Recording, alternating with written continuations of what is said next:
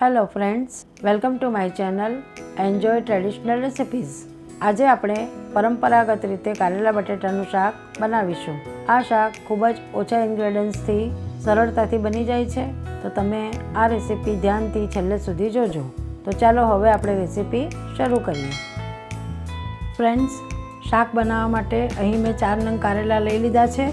એને આપણે સૌપ્રથમ છોલી લઈશું।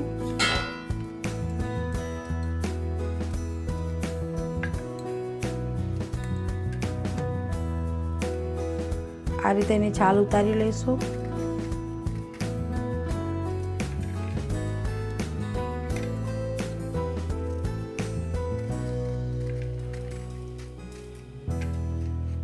આ રીતે આપણે બધા જ કારેલાને છોલી લઈશું।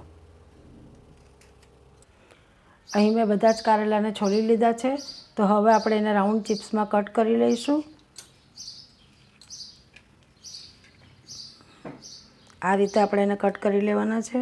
બહુ જાડા પણ નહીં અને બહુ પાતળા પણ નહીં, એવા આપણે પીસીસ કરીશું। એના મીડિયમ સાઇઝના પીસીસ કરવાના છે।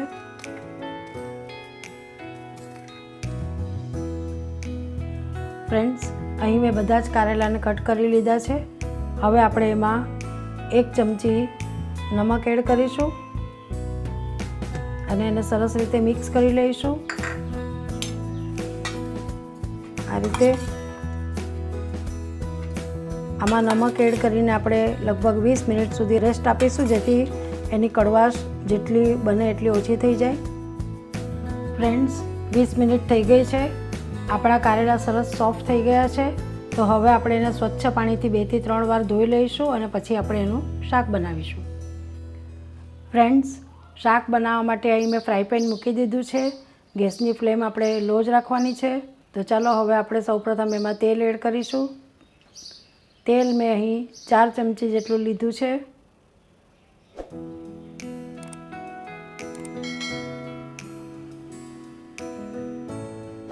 તેલ ગરમ થાય એટલે આપણે એમાં જીરું એડ કરીશું। જીરું મેં અહીં 1/4 ટીસ્પૂન લીધું છે।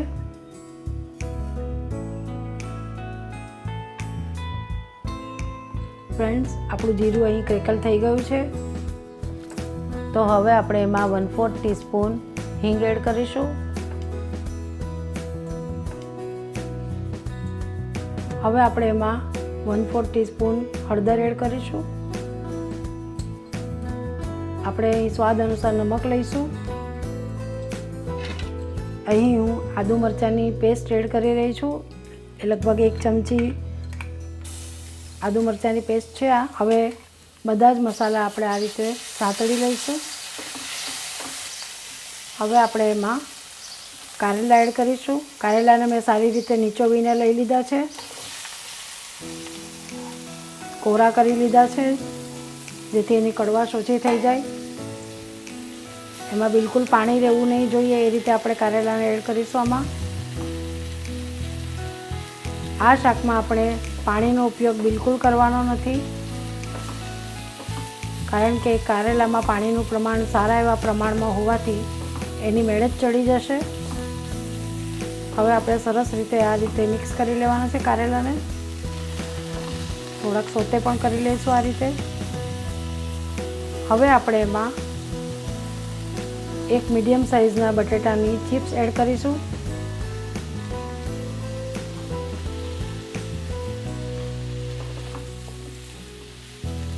અને સરસ રીતે મિક્સ કરી લઈશું।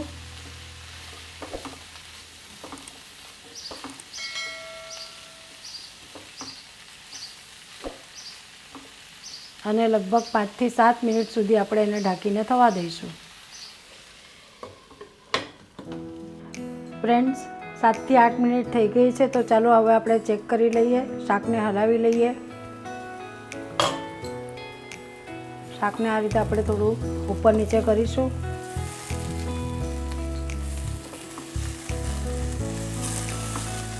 આપણું શાક થોડું ડ્રાય લાગી રહ્યું છે, તો હવે આપણે થોડું એમાં 2 ચમચી જેટલું તેલ એડ કરીશું। પહેલેથી વધારે તેલ આપણે યુઝ નથી કરવાનું, જરૂર લાગે ત્યારે જ આપણે યુઝ કરવાનું આમાં। અહીં આપણે 2 ચમચી જેટલું તેલ એડ કરીશું।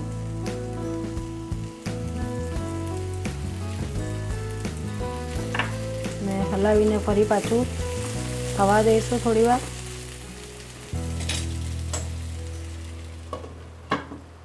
ફ્રેન્ડ્સ 10 મિનિટ થઈ ગઈ છે, તો ચાલો હવે આપણે ચેક કરી લઈએ.